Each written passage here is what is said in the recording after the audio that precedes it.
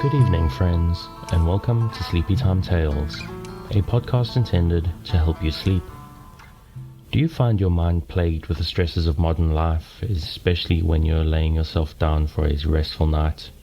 Does your mind spin and churn?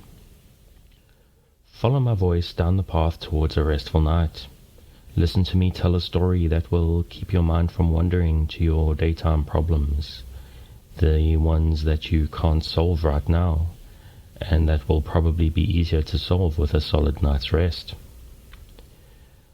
Listen to my voice and allow yourself to drift, following the twists and turns, but slowly letting go and drifting into the deep night, the restful sleep. A mindset of focused relaxation rather than the spinning confusion many of us insomniacs face at night. Before we go any further together tonight, I need to take care of some business. It's the sort of thing that usually happens towards the end of most podcasts, but since I'm hoping you're asleep by the time we get that far, I need to mention this stuff now. Firstly, you can find the podcast, all episodes, as well as some blog posts and musings on the website sleepytimetales.net. Comments, questions, suggestions can all be emailed to contact@sleepytimetales.net. You can also find links to all the relevant social media there, but you can find the show on Twitter @SleepyTimeTales and our Facebook page at facebook.com/SleepyTimeTalesPodcast. There's also a channel on YouTube where I am uploading simple visualizer enhanced versions of the episodes for your enjoyment. Search for Sleepy Time Tales Podcast or follow the link in the show notes. Also in the show notes and on the website is a link to the podcast newsletter. You can sign up and I will send you a weekly update with the latest episodes, blog posts, and maybe relevant specials or links to resources or stores that sell sleep aids, if I find anything that I think is worthwhile sharing. Now, if you're enjoying the show and or finding it useful, if it's helping you a couple of nights a week, or if you leave it running in the background so my droning voice can sing you to sleep, I would appreciate a little bit of support. I was going to hold off a few months on starting a Patreon because I wanted to have a body of work to justify it first, but they recently announced some changes that will make it more expensive and less useful for new creators starting campaigns after May 2019, so I figured I would just hold my nose and jump in and get started. So the show is free. What reason could you have to pay me for it? Well, there are a couple. Firstly, maybe you'd just like to. It's a service I provide mainly to help people out, and if you think that it's something you'd like to support and you're finding it useful, that may be reason enough. But I'm also happy to sweeten the pot for a little bit of support, so I do have some rewards levels available. There are 3 at the moment, and I'm keeping things simple. So if you can afford $1 a month, I will genuinely appreciate that. I live in a country where $1 is actually a usable amount of money, so if you want to back me at that level, I will, with your permission, list your name or alias on a thank you page on the Sleepy Time Tales website, sleepytimetales.net. Now, while a single $1 is genuinely a usable amount of money to me, add 4 more to that to make 5, and we have a very useful amount of money. To thank you for reaching that deeply, I will provide you with an RSS feed of episodes that don't have this section in it, where I'm rattling a can at you asking for your spare change. Also, while I don't currently have any advertising on the show, that may change in the future, and $5 and up patrons will receive ad-free episodes in their feed. If you really love what I do and can kick $10 a month in my direction, you will get an extra episode every month. I'll do a movie recap/review that will be chosen in a poll by users at the $10 or higher levels. That's assuming if I come up with something that I feel is worthwhile for higher level patrons, but now $10 is the cap. You can find the Patreon on patreon.com/sleepytimetales or on the website sleepytimetales.net/patron. If a monthly commitment is a bit much for you, I do have a tip jar up in the website where you can throw a bit of spare change my way whenever you're so inclined. And again, I'll repeat myself, literally a single $1 is useful. If that's what you can afford and you feel it isn't going to help, be reassured it will, and it will be appreciated. Another way you can help without even costing yourself anything extra is checking out the affiliate links on many episodes and on the website. I link to items that are related to the theme of an episode in the show descriptions, and the website has links to sleep aid podcasts, appliances, and even some very nice looking beds. So go take a look if you're on the market. Also, if you're so inclined, please rate and review the podcast on whatever your podcast delivery service of choice is. The show can be found on Apple Podcasts, Google Podcasts, Stitcher, Spotify, and SoundCloud. But of course, you already know that because you've found it already. A 5-star review will get the show in front of more people, and the more people who find it, the more people I have a chance of helping to find a good night's sleep. Also, any interesting or funny reviews I get will be read out at the end of an episode, so there's a little bit of extra motivation for you. If the show helps you to find a good night's sleep, it may help others as well. So other than reviews, also please share the show on your social media or to your friends and family. It may even help others if it doesn't help you. Everyone who suffers sleepless nights is usually open to options that may work for them, even if it doesn't necessarily work for others. The music in this episode and all episodes thus far is Un Désert by Kumiku. Their music is available on the Free Music Archive. I've linked their website and their Patreon in the show notes, as they have some very cool stuff released under various different names that I recommend checking out. So what exactly is Sleepy Time Tales, and what is a sleep aid podcast? To answer your question, let me start with a common problem. Do you find yourself lying awake at night, mind spinning and emotions in turmoil with the anxieties of 21st century life? Do you wake up in the middle of the night and find yourself not quite able to doze back off at 3 a.m.? I'm here to help. My name is Dave, and I'm your narrator, here to talk you into a restful night. I'm someone who has struggled to sleep ever since I was a baby. My parents had sleepless nights with me for many years, and even once I got old enough not to bother them anymore, I always struggled to sleep. I discovered far too late in life that droning male voices have a tendency to put me into a deep sleep. I learned this when I was listening to various podcasts at bedtime, or sometimes during the day when I was at home because I was doing shift work. Eventually I found out that sleep podcasts are a thing. There are quite a lot that read old stories out, and even some for adults as well as the many for children. I tried one out that I found quite special though. It was specially designed for the purpose of distracting the restless mind. It's a show that's been around for a while called Sleep With Me. It worked very well for me, but when I recommended it to others, they didn't like the narrator's voice. There wasn't anything else quite like it that I could find, so I wondered if I could make an alternative with my own droning voice, and here it is. This intro will go on for a few minutes as I explain the idea behind the podcast and why I think that listening to me will help you. Then, after the intro, the story will begin. Before the story starts, maybe try to wind down and grab a glass of water, turn out the lights, and prepare yourself for the experience of sleeping as we prepare to go on a journey together to a restful night's sleep. Or maybe it's not a journey. Maybe we are building a space for you, a mental nest to settle into. The idea is that you listen to me closely as I tell you tonight's story, that you listen and stop the spinning mind that prevents you, like me many nights, from having a restful night's sleep. But don't listen to me too closely unless you find me that fascinating. But I'm going to try to prevent that from happening.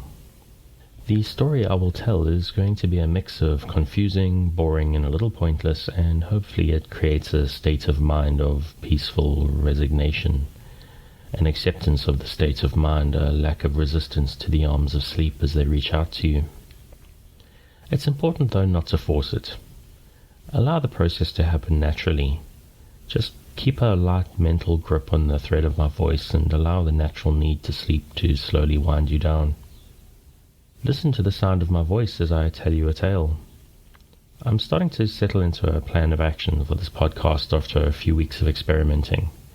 As I've explained before, so please forgive me if you've been following along and I'm repeating myself, fully written stories that I started out with in the beginning are very time-consuming, and I think it's important that I get content out quite fast to give you, the listener, the sleepless person, as much as possible to listen to. to drone in your ears as much as possible. One thing I've decided to try out is episode recaps of Twin Peaks. I was quite young and in boarding school when the show originally aired, and I've always wanted to watch it. I've had a go at the pilot a couple of times, but I've never quite stuck with it. So now I have a reason. I need to watch it and share the experience with you, my dear listener, my dear friend, to try and help you to get a good night's sleep. The pilot is a double episode, so I've broken it up into 2 podcast episodes, which I will release a week apart. And this is the second part. Obviously, there will be spoilers for a nearly 30-year-old episode of TV, and while the show leans towards some nasty stuff, I'm going to avoid the less pleasant aspects, because I want you to have good dreams and not nightmares. I'm hoping that you're asleep before I get to the end of the episode, but don't feel pressurized. It may not work on the first night, or the second, or the third. The ability to listen closely but not too closely can be something like a muscle that needs work. It's a bit of a skill, so don't pressurize yourself. Try it for a few nights and see how things work out. Maybe it will take a few nights for you to get used to listening to my voice. Maybe my accent is strange to you. Maybe one episode just isn't long enough. It's very important, though, that you try to relax. If you're new to the show and prone to late nights lying staring at the ceiling, it may take a while, even a few days, for this to work for you. I'm going to assume here that this podcast goes undiscovered for an extended period, because the chances of a bunch of people discovering this in the first few days, weeks, or even months is pretty slim. If you've discovered this, I probably have a bit of an archive for you to listen to. New episodes will be released every Sunday night to give you something fresh to help you rest in a new week.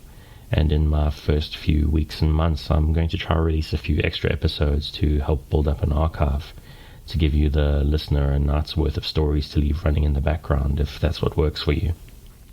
So keep an eye out once you've subscribed to see what new stuff I release. At the moment, these Twin Peaks episodes are basically working out as a midweek bonus episode, so expect that pretty consistently for the future. So queue up a few episodes or just run through the backlog. What I do with the sleep podcast is I just let it stream all night, as I hinted to earlier. I lie down in the dark with my earbuds in and just let it run. Sometimes when I wake up at 3 a.m, the stream is still running and I let the voices waft me back to sleep. Sometimes it may be disconnected and so I need to start again. Sometimes I wake up 30 minutes before my alarm goes. Usually I carry on listening and it knocks me right back out. Let me tell you that 30 minutes is sometimes the most restful part of my night. There's something about allowing yourself to relax completely right before the alarm that just satisfies on a deep, deep level. So you have the basic idea. You relax and you lie in the dark. And while you do that, I tell you a tale. It might be a story I make up. It may be me talking about a movie or a TV show I find interesting, like tonight's episode of the Twin Peaks recap.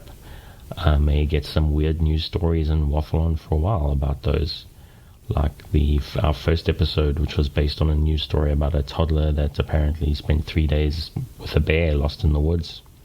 As I've said, I'm in an experimental phase, but it's starting to settle out and I'm getting an idea of the structure I'm going to be working towards. If you, the listener, find some types of things work better than others, feel free to let me know through the social media or the email that I provided earlier. So you lie there in the dark, let my voice wash over you, listen to things you find interesting, but try not to listen too closely. Stay engaged with the sound of my voice and the tale that I spin, but let yourself relax into my droning, sometimes croaky voice. I'll try my hardest not to be too interesting, which a lot of the people I know will tell you shouldn't be too hard. But I'm doing this for your own good, the dear listener. My nighttime friend who has elected to lie in the dark listening to my voice. Thinking about it, that does sound a bit strange, doesn't it? Inviting me, a stranger from somewhere in the world, probably far away, to speak to you in your sleep. To speak you to sleep. But you will always be safe with me. I'm here to help you relax, to improve your life in a small way. Or maybe not so small. People don't sleep very well these days, and it makes their lives harder. So I'm here to do my small part to help you in a big way. To help you to face tomorrow and the day after, well rested and better able to cope and process. I'm going to tell mostly feel-good stories, maybe a few mysteries. Tonight is Twin Peaks, but I'll focus on the weird, confusing stuff rather than the sad and depressing stuff. I'm also not going to focus on any of the bad parts of modern life that keep us awake. I will only share stories that relax or make your life better, even if it's in small ways. I believe very strongly in the benefits of kindness. I want to be kind to you. I want to share kindness with you. I want you to be kind to yourself. Don't beat yourself up or rebuke yourself over not sleeping. Don't get tense if you just can't get yourself over the edge of sleep, even with me in your ears here trying to help. Forgive yourself. And if I don't seem to be helping, forgive me. Holding it against me or yourself won't help you, because frustration is one of the greatest enemies of a good night's sleep. Frustration at just not being able to get below the edge, the warm blanket, a restful night. Take a breath. Forgive the fact that you can't sleep and let my voice wash over and under you. Take another breath. Imagine the warm darkness rising up, inviting you to sleep into a better life starting tomorrow. And if you can't let go, forgive yourself and try again tomorrow. If you've had a life of insomnia, sleep is something like an enemy. But it's not your enemy. It's a natural process that we have been pulled away from by the stress of life and supposed progress that shines bright lights in our eyes at all hours. I'm here to work with you, to create a safe space, a cocoon in which you can curl up and allow nature to take its course. So if you're still with me, thank you for staying. And if you're already asleep, we'll chat again soon. And of course you aren't hearing me except maybe in a dream. So let your dreams be about the story that I'm about to tell you now.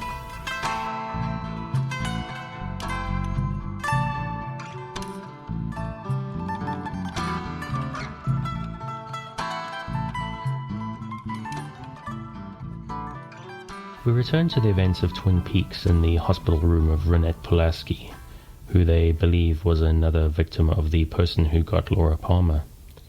Agent Dale Cooper just inspected under her fingernails, but didn't find what he was looking for.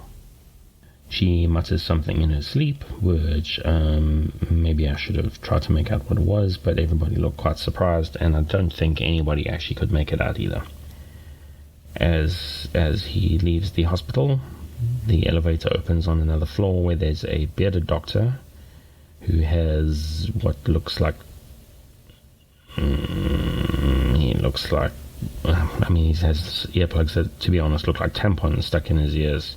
We find out his name is Dr. Jacoby, who is Laura's doctor, but her parents don't know that she was seeing him. Don't know at this point what kind of doctor Dr. Jacoby is. Is he a therapist? Is he a gynecologist? Is he an abortion doctor? I don't know. I got a feeling Laura's got some dark secrets that she's keeping away from her family. And Dr. Jacoby is also rather creepy, and Sheriff Harry Truman wants absolutely nothing to do with him.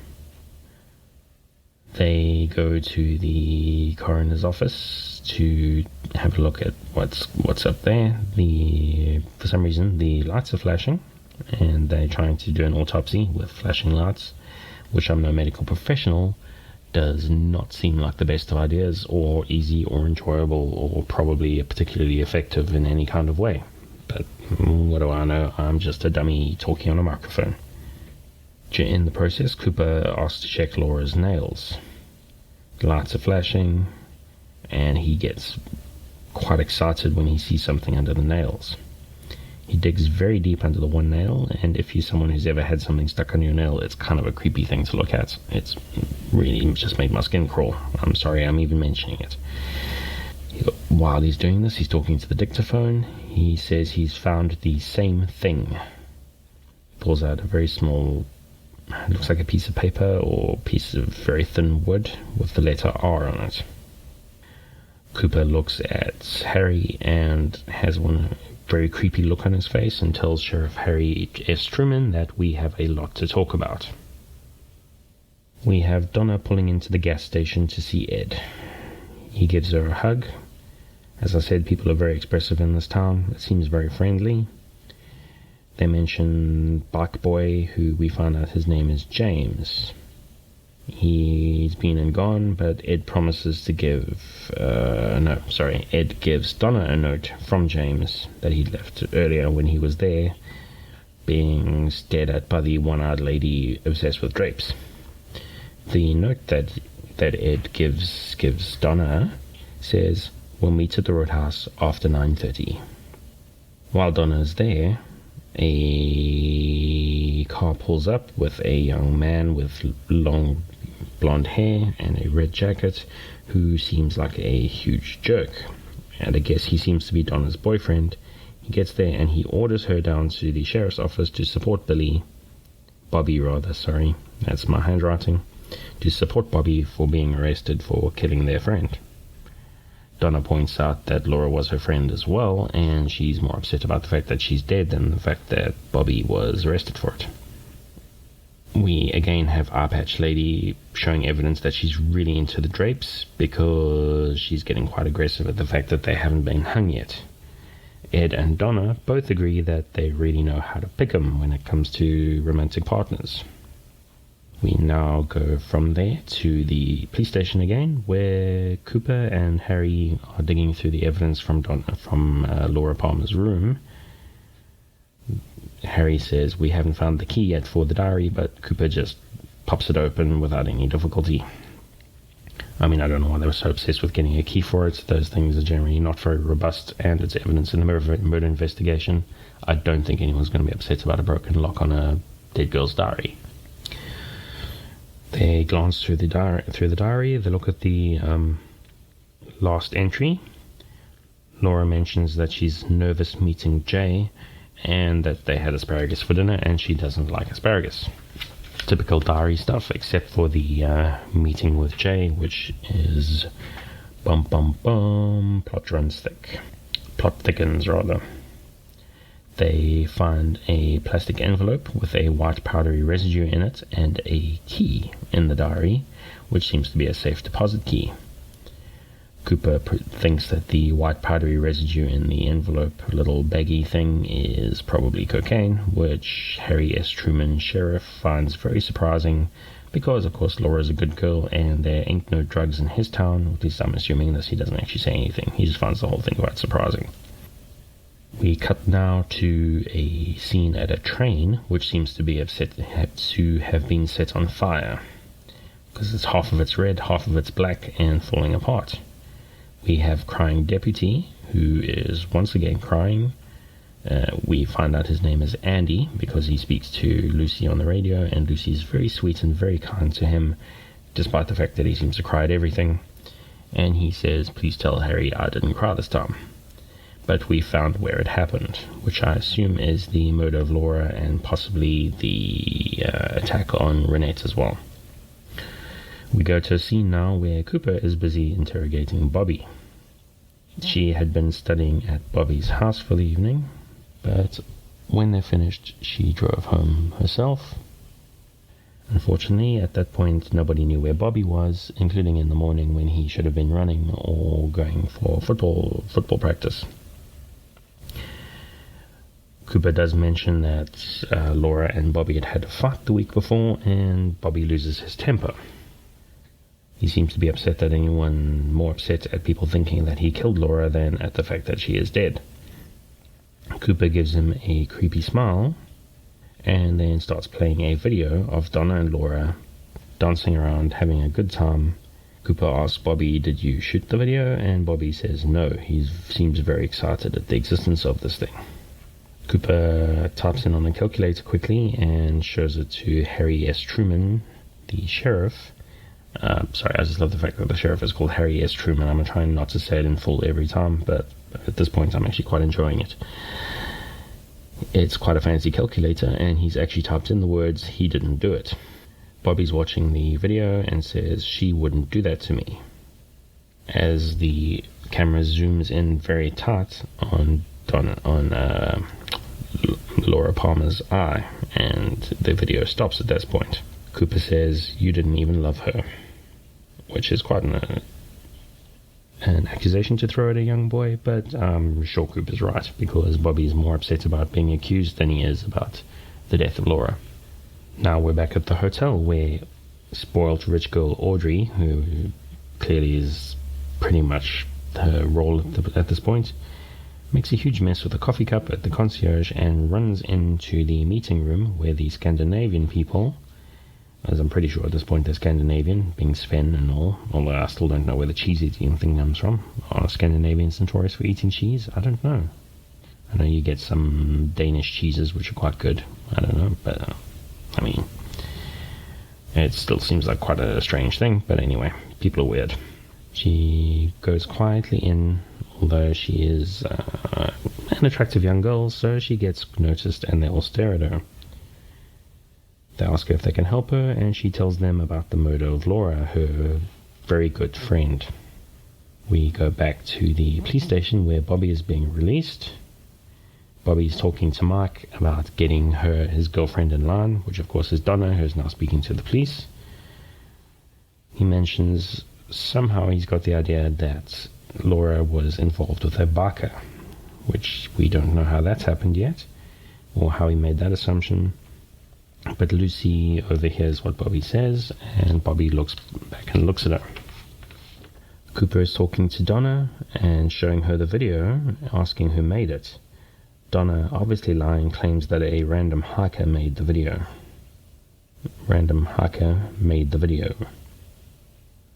Lucy calls Cooper, Lucy calls Cooper, says she has something to tell him. She goes in and tells him that Bobby mentioned a baka. Well, she started to tell him this when Cooper cut her off. That he believe a baka is. They were quite surprised that he knew that, and then he showed the zoomed in shot of Laura's eye where you could see the headlights of a motorcycle, which is honestly quite impressive on the resolutions of TV screens of 1990. Almost beyond belief, but hey, let's not argue. Quite impressive, and it works out quite nicely. So Cooper worked out that it was a baka, and Bobby noticed the same thing and worked it out in the same way.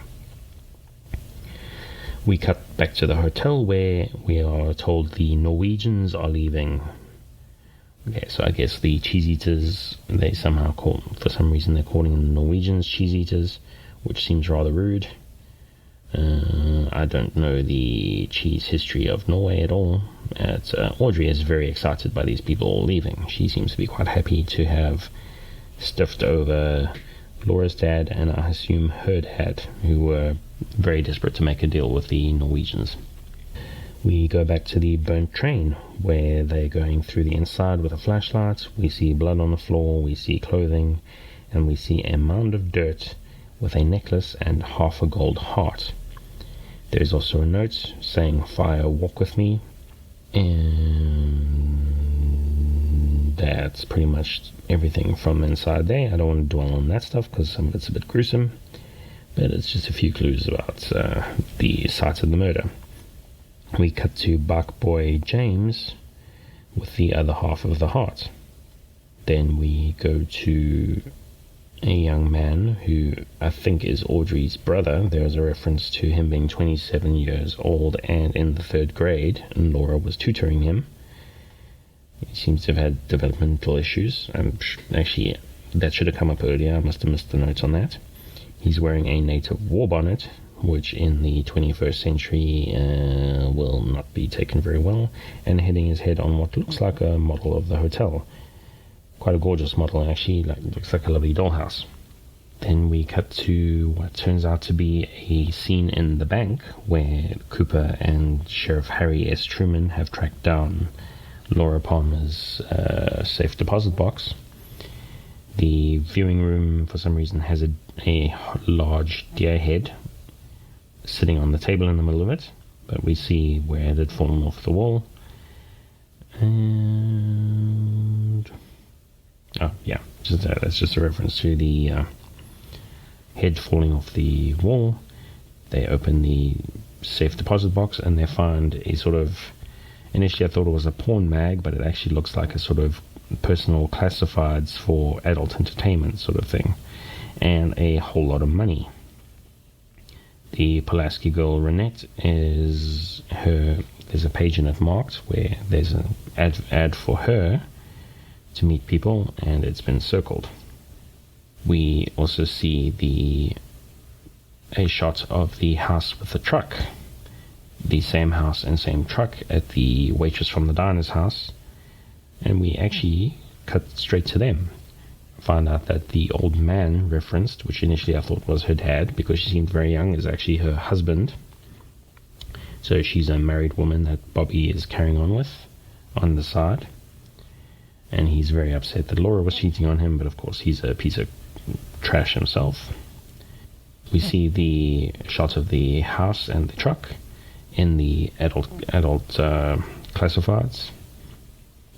We get a feeling of the husband being rather jealous and violent. He's found multiple brands of cigarettes in the ashtray at their house, and he's telling his wife Shelley that she can only smoke one brand from now on, so that he knows she's not cheating on him.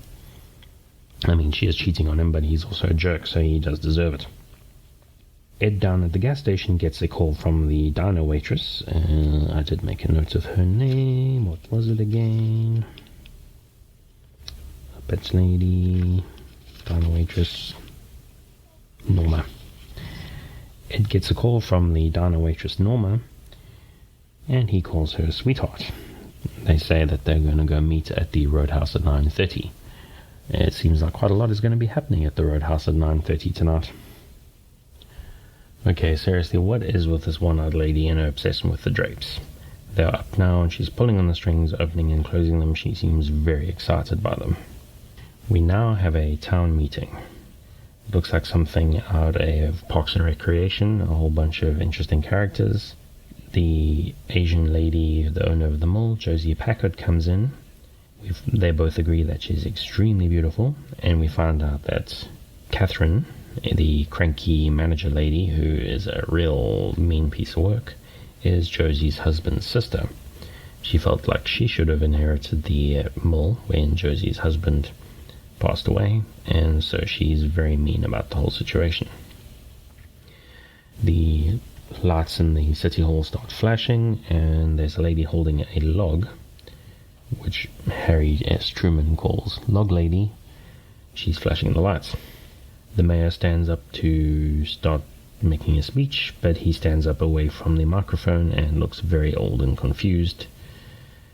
And so Sheriff Harry S. Truman just gets him to sit down, hands the mic over to Cooper, who introduces himself and explains why they're having a meeting, and mentions that there was, about a year before, there was a previous murder that seemed very similar to the murder of Laura Palmer, which didn't really make the news because it was just a once-off and nobody particularly cared. The young girl didn't have any family or anyone to miss her, which is rather sad. This time it was a girl with family and friends, and so it attracted a lot more attention. We find out that Renette Polanski could have been the third victim if she hadn't escaped somehow. Cooper says that it was possible that someone in the town is the killer, so he proposes a curfew for everybody to keep them inside and safe, because the kidnappings and murders always happen at night. We cut now to a lady in a wheelchair talking to the doctor, who is talking about the situation and the curfew, and they mention everything that's going on, and we find out that the lady in the wheelchair and the very nice doctor that we've met a couple of times now, not the creepy doctor from the hospital, they're Donna's parents. Donna overhears their conversation, and she is very concerned about the fact that they are looking for the other half of the Golden Heart, because she knows that her friend James, Laura's secret boyfriend, has it. She sneaks through her sister's bedroom. Her sister seems to be about 13, 14 and is writing poetry. Donna asks her sister to cover for her and hurries out the window. We have, after getting let out, we have Bobby and Mark come to Donna's house to who knows what. Mark wants to get her in line or something. Seems like a real controlling type of person, and Bobby's not much better, or it's probably even worse. So they come to see Donna, they knock on the door, the doctor comes to see them. The doctor is quite concerned that they've clearly been drinking and they're teen boys, but it's a small town and teenage drinking, I grew up in a small town, is pretty much par for the course really. The doctor seems a little bit concerned, but he goes to call Donna anyway and finds out that she's not there. Donna's sister knows the jig is up and rolls over on her pretty much immediately. She doesn't know where Donna went, but she says that she went out the window. The doctor goes down, says that Donna's not there, but they don't know where they are and they're quite concerned. Mark says, "Don't worry, we will find her," but there's something about the way he says it that is not at all reassuring. Meanwhile, in the background, Bobby is surfing on the hood of the car, clearly not safe to drive. Mark walks up to Bobby, who jumps off the car, and Mark says, "Roadhouse." So things are clearly going to start getting nasty at the roadhouse. Doctor calls the sheriff, and the sheriff says he will put out an APB on Donna, but he and Cooper are currently sitting outside the biker bar, which we find out is the roadhouse that everybody's going to. At this point, we see Ed and, can I ever never remember her name, Norma, having a very romantic looking time. They talk about Norma's convict boyfriend who's in jail for manslaughter, and they talk about his cranky girlfriend with the one eye who, funny enough, seems to be called Joy. The music in the biker bar is quite interesting because it is Julie Cruz performing the theme song, Falling, which is, as I've said before, a rather gorgeous song, although quite dated from 29 holy crap years later. It also doesn't seem exactly biker bar type stuff, but they're all dressed like members of Judas Priest, as are the bikers themselves. So it's a very sort of anesthetic looking, very clean looking biker bar. Mark and Bobby get there and they come inside and they get seen by a couple of the bikers who are very slick and model looking, not the sort of more 21st century representation of bikers we get now. But they get noticed by the bikers, but nothing happens yet. Donna arrives on her sister's bicycle, drops it outside and goes in. At this point it's obvious that something is about to go south, so Harry calls some backup units because they can see the trouble brewing. Mark starts getting handsy with Donna and starts shaking her around. Ed goes to help. Bobby punches him, calls him a wrench monkey, I believe it was, which is like not a very nice thing to call a mechanic, and a fight breaks out. Bunch of bikers start jumping Mark and Bobby, who have got no sympathy for because those guys suck badly, and one biker with very dramatic male model looking hair sneaks Donna out the back. Cooper and Harry are sitting outside. They see the biker leave with Donna and they decide to follow. We cut again to the bikers beating down Bobby and Mark nicely, which is, I've got to say, I kind of enjoyed a bit. You know, I'm not a violent person, but I like to see huge jerks who rough up women get their comeuppance. I'm a bit old-fashioned that way. Cooper and Harry lose the biker in the woods because it's very dark and the woods are curvy, and the biker seems to know where he's going really well. They stop and listen, and they can hear the biker in the distance. They think it's gone down a logging road, which they need to go via the mill to get down. There's another motorcycle that the biker reaches, and we see it's James, the slightly dorky guy with the heart, where he meets Donna.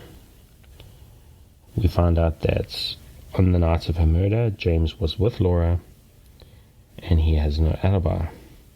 You found out that Laura had a secret, and she was very ashamed of, saying that even Donna would not forgive her or not understand for the secrets she has. She was also scared because Bobby had told Laura that he had killed some guy. She was very upset and emotional. She told James that she loved him, but she was sad and dispirited, and she ran away. He couldn't keep her on him. She jumped off the bike and ran off. He felt guilty for letting her go and holds himself responsible for her murder. But now, while he's crying and carrying on, and Donna's crying and carrying on, they start making out. This sort of stuff, I think, gives people a weird perspective on romance. But who knows, they've had a traumatic experience. James apologizes to Donna. She looks heartbroken, and then he says he's changed his mind. He's not sorry. Donna then hears the sirens in the distance, so they know they need to get rid of the half of a heart, which matches the evidence that they found on the murder scene. Donna wants to take it to hide it, but James says that they should bury it right where they are. They dig in the dirt a bit, cover it with a rock, and then they climb on James's motorcycle, and he says he's going to take Donna home. Cooper and Harry see them, flash the lights, and pull them over. James doesn't make any attempt to escape. He knows it'll probably end badly for everybody if he does, especially with the passenger. He seems like a nice boy. I quite like him. Harry recognizes James straight away, realizes that he's the J from the diary, so they arrest him. Donna gets released to her father, the doctor. Johnny tells her it's going to be alright. Bobby and Mike are in cells there already. Obviously they got picked up and arrested after the bar fight. Bobby gives James a really crazy look. Have I mentioned that I don't like Bobby? This guy's a real jerk, and I think he's got a real dark side. They cut to the car where Donna apologizes to her father for what happened. He says, "We were worried, but we believe that you would have a good reason. But the major thing is, where is your sister's bicycle?" Donna says that she'd had to leave it at the roadhouse, so they will make a plan to go pick it up. Doc also seems like a really cool person. He just adores his daughter and has a lot of faith in her. Which, she's a teen girl. She's a teenager. Boys and girls all make bad decisions, but overall you got to give them a little bit of space. At least this is what I believe. Harry and Cooper walk into an office at the police station, and there's a table full of donuts. Now, I know donuts and cops are quite a cliche, but they seem to really be excited about it, and to be honest, if I walked into a room with a table full of donuts like that, I would be quite excited about it too. I love donuts. I want a donut. Far too late at night now when I'm recording. I think I'm going to have a donut tomorrow. The sheriff says he's going to get Cooper a good rate at the Great Northern Hotel. The Cooper says something to the dictaphone. I can't remember what it was. Probably mentions the name of the hotel. He just wants a clean, well-priced hotel. He doesn't want anything too exciting. He wants a shower, a bed, and a TV for the few times he may get home early. We cut again to the jail cell where Billy and Mike are barking at James. These are really two strange boys. I don't like them at all. I may have mentioned this 7 or 8 times already, and I have a feeling I'll mention it many more times in the course of this series. We then have the sheriff meeting Josie at her house. Josie Packard, the owner of the mall, and they seem to be having something going on because they start making out on the porch. Mean Catherine, the sister-in-law, phones somebody who we find out is the owner of the Great Northern, I think, Audrey's dad, and they seem to have some plot going on. The show ends with cutting to Laura Palmer's mother, who has a dream about the heart being found underneath the rock in the forest, and she wakes up screaming. And then we go into credits.